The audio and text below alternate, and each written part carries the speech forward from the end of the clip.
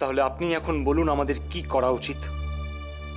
আমি জানি না জয়দ্রথ, তোমার তোমার যেটা ভালো মনে হয় তুমি সেটাই করো। আমি এসবের থেকে নিজেকে দূরে রাখতে চাই। কিন্তু কেন?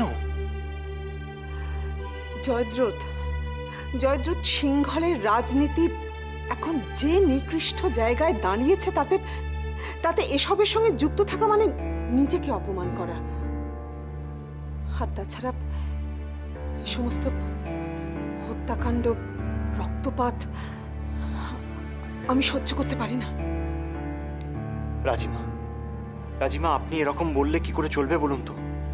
আপনি তো আমাদের এখন পথ দেখাবেন, আর আপনার দেখানো পথেই তো আমরা সিংহলের শত্রুদের পরাস্ত করতে পারবো। আমি ভেবেছিলাম আমি আবার লড়াই করব, কিন্তু এরপর আমার পক্ষে সেটা করা আর সম্ভব নয়। সম্ভব যদি আপনি একবার দেবী মীনাক্ষীর কথা ভাবেন। হ্যাঁ রাজিমা, একবার ভাবুন তার কি অবস্থা। শোকে তিনি একেবারে পাগল হয়ে গেছেন। রাজিমা, আপনি কি চান সিংহলের আরো অনেক নারীর দেবী মীনাক্ষীর মতো সিথির সিঁদুর মুছে যাক? রাজিমা, রাজিমা, নিজেকে শক্ত করুন। আপনি সকলের বড়, এখন যা করার আপনাকেই করতে হবে। আমরা সকলে আপনার মুখের দিকেই তাকিয়ে রয়েছি রাজিমা।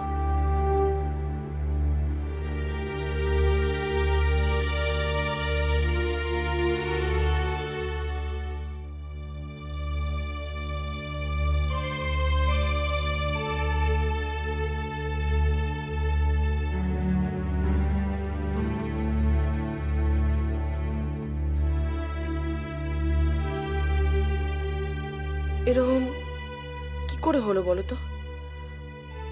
আমি তো ভাবতেও পারিনি।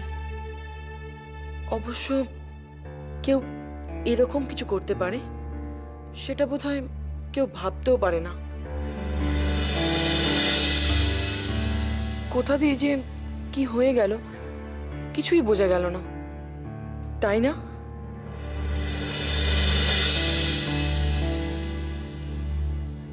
খনা, খনা, কি হয়েছে তোমার?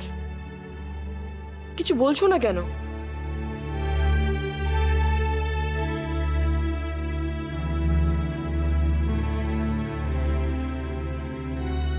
কি হয়েছে তোমার? কিছু তো বলো।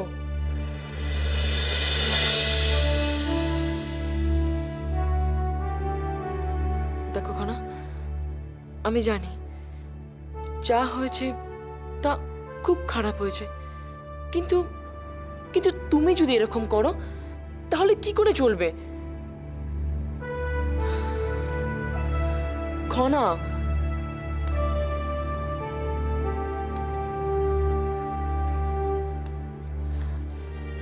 দেখুন না প্রধানমন্ত্রী মশাই, খনা কেমন করছে, কোনো উত্তরই দিচ্ছে না। খনা,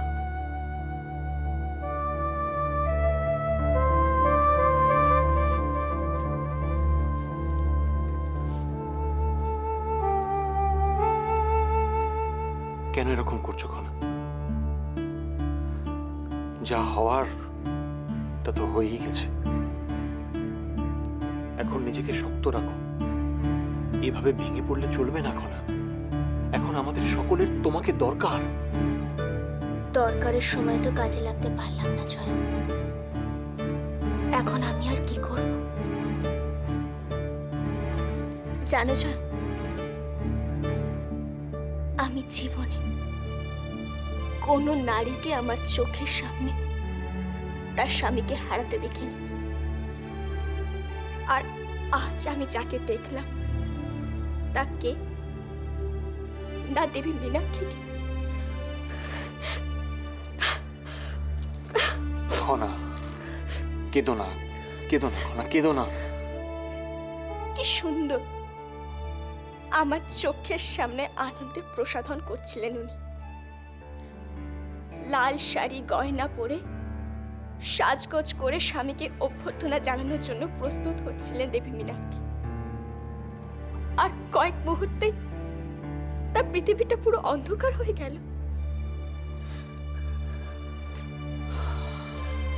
কি করবে বলো? সবই দুর্ভাগ্য। জয়, দেবী মা মানুষকে এরকম দুর্ভাগ্য কেন দেয়? কেন দেয় জয়? জানি না খনা, তবে ভাগ্যে লেখা থাকলে সেটাকে তো খণ্ডানো যায় না। আর আজ সেটাই হয়েছে। খণ্ডানো যেত জয়, খণ্ডানো যেত। আমি যখন আগে থেকে এরকম কিছু ঘটার ইঙ্গিত পেয়েছিলাম, তখন চেষ্টা করলে নিশ্চয়ই প্রাক্তন প্রধানমন্ত্রী মশাইকে বাঁচানো যেত। আগে থেকে ইঙ্গিত পেয়েছিলে মানে? আসলে আজ আশ্রমে অধ্যয়নের সময়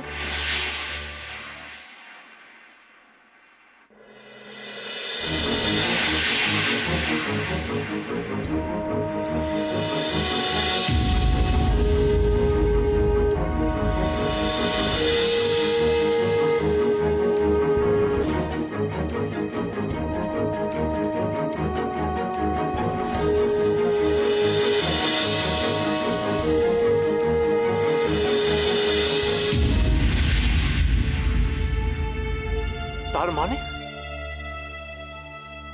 তার মানে একটাই জয়, আমি সব জেনেও আমি কিচ্ছু পারলাম না, কিচ্ছু না।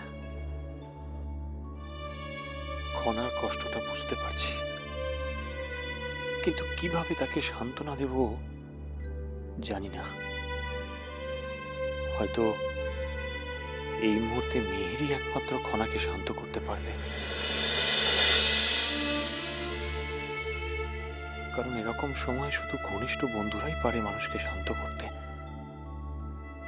মনে হচ্ছে ওদের একটু একা ছেড়ে দিলেই ভালো হবে।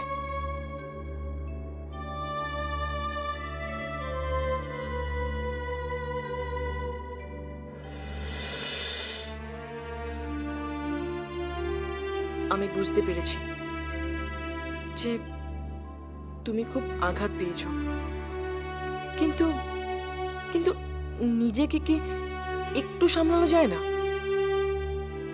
আমি বোধহয় চেষ্টা করলেও কিচ্ছু সামলাতে পারবো না মিহির। চেষ্টা করলেও সামলাতে পারবে না?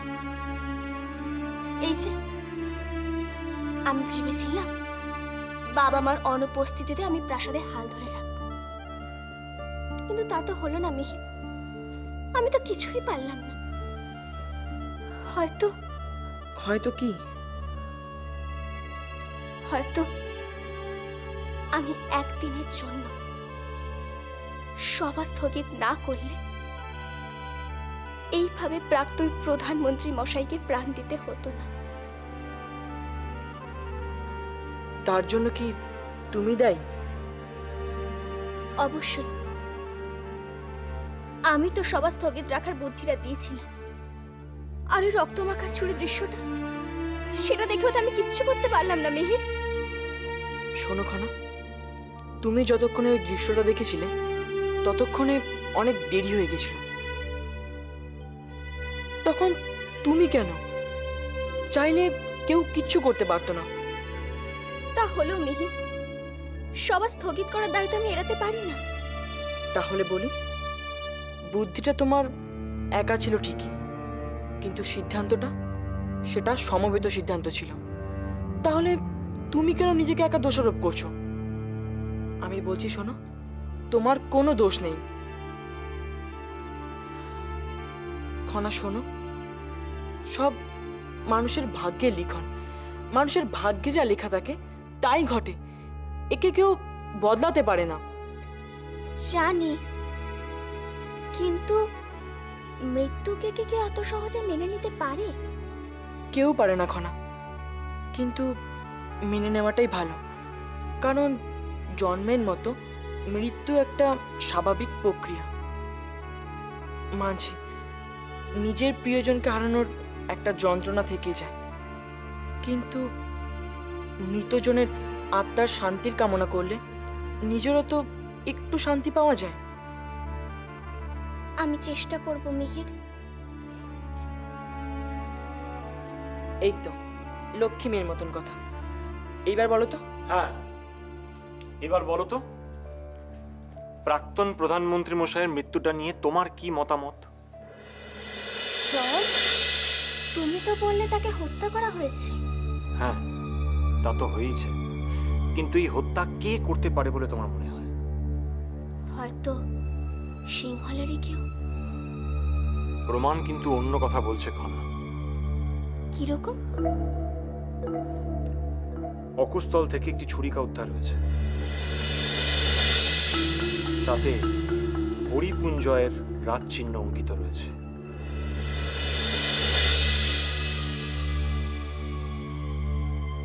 তাহলে কি হরিপুঞ্জয়ের কেউ তাকে হত্যা করেছে?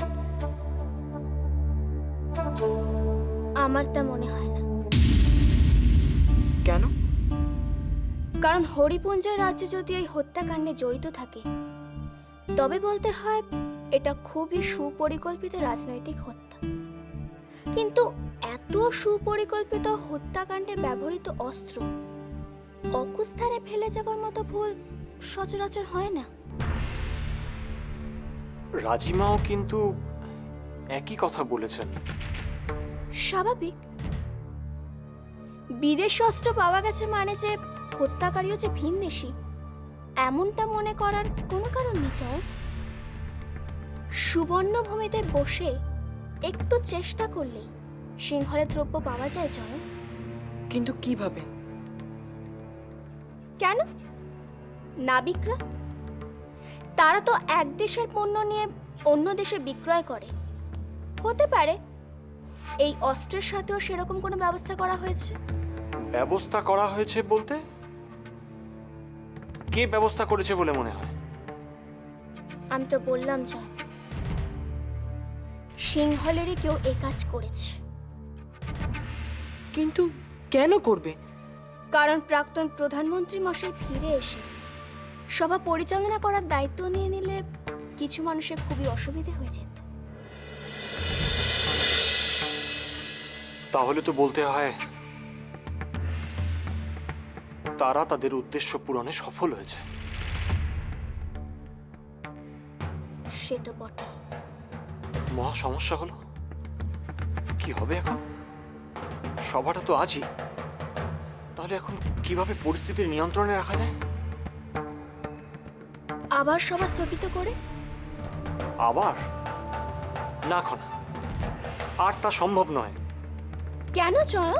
এবার কি অজুহাত দেবে? আজকের দিনটা শুভ বলেই তো আমরা আজকের দিনটা ঠিক করেছি। এখন কি বলবে?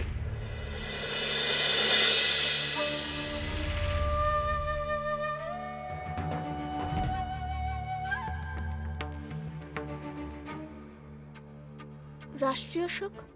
তার মানে? তার মানে প্রাক্তন প্রধানমন্ত্রী মশাইয়ের মৃত্যুর কারণে 3 দিনের জন্য সিংহলে রাষ্ট্রীয় শোক ঘোষণা করা হবে, আর তার ফলে কোনো অনুষ্ঠান বা সভা আয়োজন করা যাবে না। অসাধারণ। অসাধারণ তো বটে, কিন্তু 3 দিন রাষ্ট্রীয় শোক ঘোষণা করবে কে? মহারাজও তো এখন রাজধানীতে নেই। কেন জয়? তুমি তো আছো, তুমি ঘোষণা করবে। আমি ঘোষণা করতেই পারি, কিন্তু আমি ঘোষণা করলে ওনারা তীব্র বিরোধিতা করবেন, আর বিরোধিতা করলে তখন আমাকেও পিছিয়ে আসতে হবে। তাহলে? তাহলে এমন একজনকে দিয়ে ঘোষণা করাতে হবে যে রাজপরিবারেরই সদস্য, কিন্তু ঘটনাচক্রে ওদেরই কাছের মানুষ, ভাই কাকা। হ্যাঁ জয়, আমি ভাই কাকাকে দিয়ে ঘোষণা করাবো। কিন্তু কুমার কি সেটা করবে বলে তোমার মনে হয়? হ্যাঁ জানি, ভাই কাকা প্রথমে সহজে মানতে চাইবে না, কিন্তু আমিও তাকে ছাড়বো না। আমি তাকে দিয়েই ঘোষণা করাবো। কিন্তু খনা, কুমার তো এখন নির্বাসন কক্ষে বন্দি রয়েছে, ও তো ওখান থেকে বেরোতে পারবে না। তাহলে তাহলে ওর ঘোষণার কথা সকলে জানতে পারবে কি করে? চয়ন, সেটা তুমি আমার উপরে ছেড়ে দাও।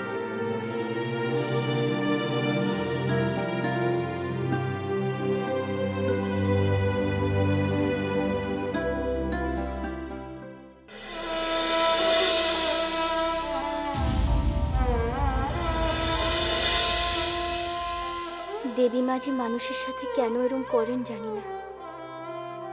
সে সকাল থেকে মেয়েটা স্বামীর অপেক্ষায় বসে আছে, গয়না পরে শাড়ি পরে সেজে গুজে স্বামীকে অভ্যর্থনা করবে বলে। আর শেষ পর্যন্ত কি হলো?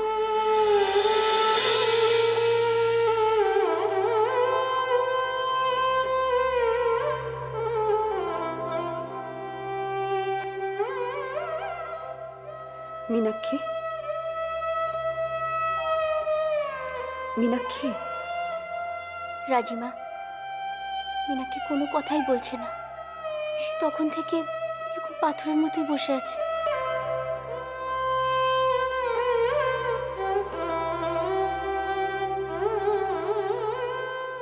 মীনাক্ষী, এরকম করলে কি চলে? তোমাকে তোমাকে অনেক শক্ত হতে হবে মীনাক্ষী। মীনাক্ষী,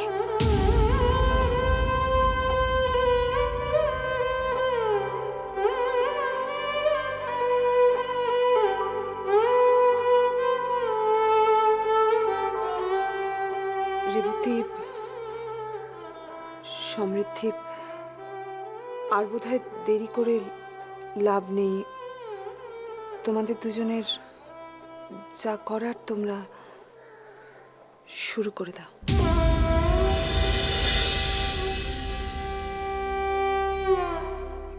সমৃদ্ধি,